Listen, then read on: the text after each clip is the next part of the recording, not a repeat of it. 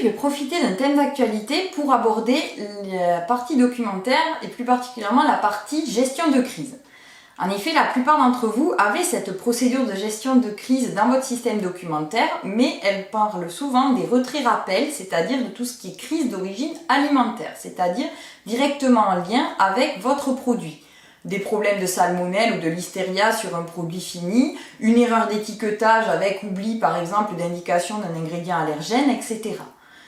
Ce qui est important également, c'est de prévoir dans ces procédures les crises d'origine non alimentaire. Déjà, c'est demandé de façon indirecte par les normes et les référentiels.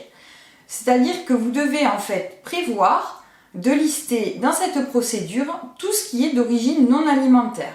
Les grèves du personnel, les intempéries, des événements particuliers. Et donc, par exemple, la crise que nous sommes en train de traverser avec le Covid-19 devrait être intégrée à cette procédure gestion de crise. Alors effectivement, on ne pouvait pas anticiper le Covid-19 lui-même, mais en tout cas, on va anticiper un événement exceptionnel dans cette procédure.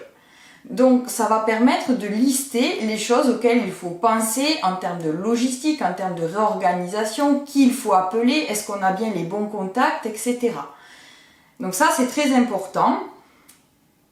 Vous devez d'ailleurs, par rapport au Covid-19, établir un document dans lequel vous enregistrez tous les événements en lien avec cette crise et comment vous les avez gérés, étape par étape, comme votre journal gestion de crise pour la partie alimentaire, mais vous le faites cette fois-ci pour le Covid-19. Et n'oubliez surtout pas de mettre à jour votre procédure gestion de crise si vous ne voulez pas être embêté lors de vos prochaines certifications. Donc gardez bien ce petit conseil en tête, modifiez immédiatement si vous le pouvez vos procédures. Et en attendant, je vous dis à très bientôt sur les recettes d'Axel.